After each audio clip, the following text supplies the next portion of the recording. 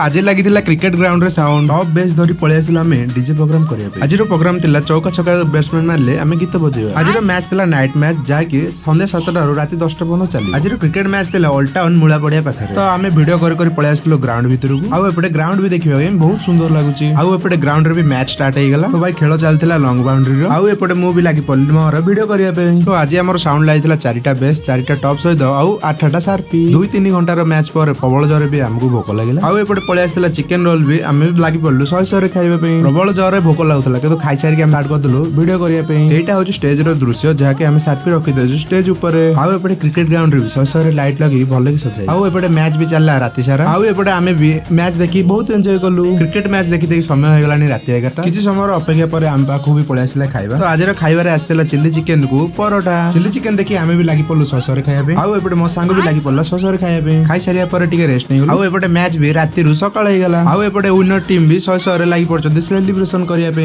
तो आज रो DJ programme भी हमरो एडी सरला तो आमे भी लागी पड़लु खोला खोली रे।